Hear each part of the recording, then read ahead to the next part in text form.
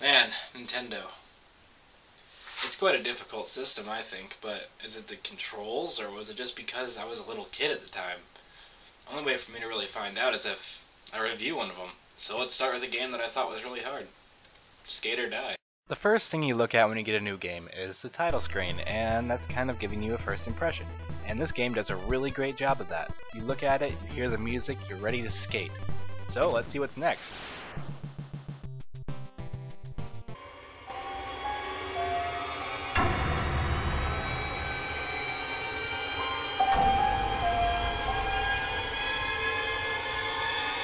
Anyway, after talking to that guy, you somehow managed to leave the skate shop alive, and then you pick a various location to go. So the first one is the Freestyle Ramp. As a kid, this was hard for me to do. I messed up a lot. But now not so much. All you have to do is press the A and B buttons at the right time for points. Seems like this one had to do with my age.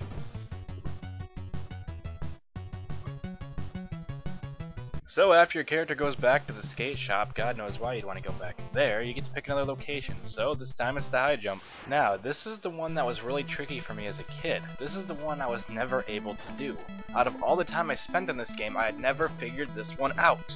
I tried the A button, I tried the B button, I tried all the directional keys, I even tried start and select. And over time, I just slow on down, nothing I could do about it. I was actually afraid a turtle would laugh at me. Wait. You just press left and right. As it turns out, all you had to do was mash the left and right buttons on the controller as fast as you could to get the highest score possible. My problem with this is the fact that the freestyle one did not have to do this, and there was no instruction telling me otherwise. After another quick visit to the skate shop of death, we head to the area called Jam. Here we get the option to either be a regular foot or a goofy foot. What does that mean? After playing around with it for a few minutes, I learned that it affects your control scheme, but why would they even name it like that? Anyways, your objective here is to race this guy to the bottom of the screen while trying to avoid a variety of things. It all seems pretty normal until this happens. Did I just get cubed by a fence? What are the fences made out of? Razor wire? Then you get to the end of the race, which seems to be when you get to a police car. You are racing him to a police car? And that raises another question. Why are the police here and not arresting that guy in the skate shop? Now we get to move on to the oddly named race mode. I say this because in the last game mode we were actually racing someone, and in this one we're all by ourselves.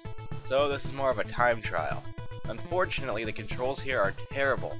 I didn't touch on it very much in Jam, which has the same controls, but it's worse here because you have to turn a whole lot more, and you have things to jump. The unresponsiveness of the controls is much more noticeable here. So that leaves us with our last game mode, which is Joust. This is another one of those games I'm unable to figure out no matter how much I play it.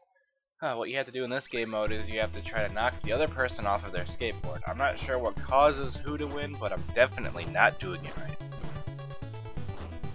What you see here is what most of the games for me actually look like, and it mostly amounts to us going back and forth in the pool until one of us happens to run into each other, and I think it has to do with how fast you're going when you hit them. And you also can use one of the buttons to swing, but I'm not completely sure what it is. So by now I've shown you all of the games because this last path up here is just all the games from before in order with a high score table added onto it. So you may be wondering, what's the final verdict? Me or the game? Well, I actually think it's a little bit of both. Me at the time as a child because I didn't know how to play very well, and the game for having clunky controls that confused me as a child. Well, the game was targeted towards children, so it should have been easy to play for children, so it's kind of a 50-50, honestly.